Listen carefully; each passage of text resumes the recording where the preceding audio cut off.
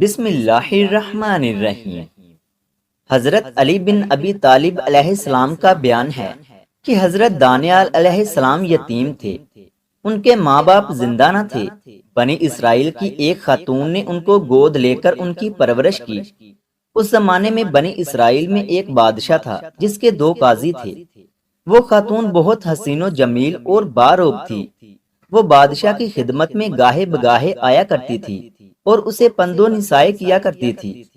اس خاتون کی وقتاً فوقتاً بادشاہ کی خدمت میں آمد و رفت کو دونوں قاضی بڑے غور سے دیکھا کرتے تھے۔ پھر وہ دونوں قاضی اس عورت کو اندر ہی اندر دل و جان سے چاہنے لگے۔ ایک مرتبہ موقع پا کر انہوں نے اس پاک باز خاتون سے اپنی اندرونی کیفیت کا اظہار کر دیا اور اسے یہ باور کرانے کی کوشش کی کہ ہم دونوں تم سے بہت پیار اور محبت کرتے ہیں۔ ہمیں یقین ہے کہ ہمارے عشق کو تم قبول ضرور کرو گی۔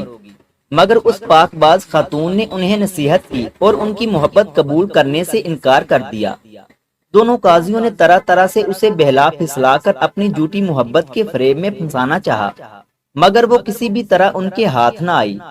جب دونوں قاضیوں نے دیکھا کہ یہ خوبصورت خاتون کسی بھی قیمت پر ان کے ہاتھ نہیں آ سکتی، تو انہوں نے جنجلا کر بادشاہ کے روبرو یہ شکایت کر دی کہ جو عورت آپ کو آ کر پند و نسائے کیا کرتی ہے اس نے زنا جیسے عظیم گناہ کا ارتکاب کیا ہے۔ بادشاہ نے جب اپنے قاضیوں کی شہادت سنی تو وہ بڑی مشکل میں پڑ گیا اور اسے بے حد صدمہ پہنچا، کیونکہ وہ اس خاتون کی شرافت کا دل سے قائل تھا، مگر قاضیوں کی شہادت کو بھی جٹلایا نہیں جا سکتا تھا۔ غرض بادشاہ نے دونوں قاضیوں کی شہادت پانے کے بعد مزید تحقیق کی ضرورت محسوس نہیں کی اور ان سے کہا کہ تم دونوں کی شہادت قابل قبول ہے۔ پھر بادشاہ نے اس عورت کو 3 دن کی مہلت دی اور اس کے بعد اس کی سنگساری کا حکم دے دیا۔ نیز شہر میں یہ منادی کرا دی کہ فلاں دن فلاں عورت کو سنگسار کیا جائے گا، لوگ اسے دیکھنے کے لیے حاضر ہو جائیں۔ بادشاہ نے اگرچہ اس عورت کی سنگساری کا حکم دے دیا، مگر اندر سے وہ بہت پریشان تھا۔ اس نے اپنے ایک خاص وزیر سے پوچھا، اچھا کیا کسی ہیلے بہانے سے اس عورت کو سنگسار ہونے سے بچایا جا سکتا ہے؟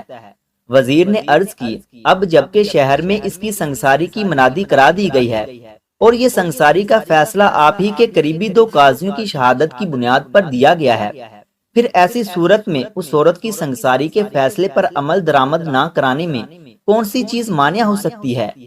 تیسرے دن جو کہ اس عورت کے سنگسار ہونے کا دن تھا، بادشاہ کا وہ خاص وزیر گھر سے نکلا۔ اس نے دیکھا کہ چند بچے کھیل رہے تھے، ان میں حضرت دانیال علیہ السلام بھی شامل تھے۔ وزیر حضرت دانیال علیہ السلام کو نہیں پہچانتا تھا، تاہم کھڑا ہو کر ان بچوں کا کھیل دیکھنے لگا۔ حضرت دانیال علیہ السلام بچوں کو اکٹھا کر کے کہنے لگے، اے بچوں، آؤ میں تمہارا بادشاہ بنتا ہوں، اور اے فلاں، تو زہد و ورا کی پیکر فلاں عورت بن جا۔ اور 2 لڑکوں کو قاضیوں کا کردار دیا اور کہا کہ تم دونوں میری عدالت میں اس عورت کے خلاف گواہی دو۔ پھر خود ہی مٹی کا ڈھیر جمع کر کے اس پر بیٹھ گئے اور ہاتھ میں لکڑی کی ایک تلوار رکھ لی۔ اب صورت ایک عدالت کی تھی، دونوں قاضی لڑکے اور وہ لڑکا جو عورت کے روب میں تھا سامنے کھڑے تھے۔ حضرت دانیال علیہ السلام نے دوسرے لڑکے سے کہا کہ وہ ایک قاضی کا ہاتھ پکڑ کر دور فلاں جگہ لے جائے۔ جب وہ چلے گئے تو دوسرے قاضی کو بلا کر سختی سے کہا، سچ بتاؤ ورنہ تجھے قتل کروں گا، تو کس بنیاد پر اس عورت کے بارے میں زنا کی گواہی دیتا ہے؟ قاضی کہنے لگا، میں گواہی دیتا ہوں کہ اس عورت نے زنا کا ارتکاب کیا ہے۔ حضرت دانیال علیہ السلام نے پوچھا، کب؟ ننھے قاضی نے جواب دیا، فلاں روز۔ حضرت دانیال علیہ السلام نے پوچھا، کس مرد کے ساتھ اس نے زنا کیا؟ ننھے قاضی نے جواب دیا، فلاں بن فلاں کے ساتھ۔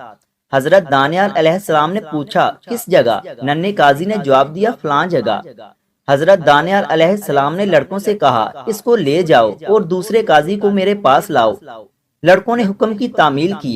حضرت دانیال علیہ السلام نے دوسرے قاضی سے بھی وہی سوالات کیے جو پہلے قاضی سے کر چکے تھے، مگر اس دوسرے قاضی کے جوابات پہلے قاضی سے مختلف تھے۔ حضرت دانیال علیہ السلام اللہ اکبر پکار اٹھے۔ بادشاہ کا وزیر جو کہ یہ سارا منظر دیکھ رہا تھا، وقت ضائع کیے بغیر بادشاہ کی خدمت میں پہنچا اور اس کو بچوں کا تماشا کہہ سنایا۔ بادشاہ کو ہوش آیا اور اس نے حضرت دانیال علیہ السلام کی طرح دونوں قاضیوں کو بلایا اور انہیں الگ الگ کر کے ان سے بیانات لیے۔ معلوم ہوا کہ دونوں کے بیانات مختلف ہیں، چنانچہ بادشاہ نے لوگوں میں یہ منادی کرا دی کہ قاضیوں کے قتل کا مشاہدہ کرنے کے لیے لوگ فلاں میدان میں جمع ہو جائیں۔ پھر مجمع عام کے سامنے بادشاہ نے دونوں قاضیوں کو کیفر کردار تک پہنچا دیا۔ اگر ویڈیو اچھی لگے ہے تو اسے لائک کریں اور مزید ایسی ہی ویڈیوز دیکھنے کے لیے ہمارے چینل علم روم کو سبسکرائب کریں۔ ملتے ہیں اگلی ویڈیو میں، تب تک کے لیے اللہ حافظ۔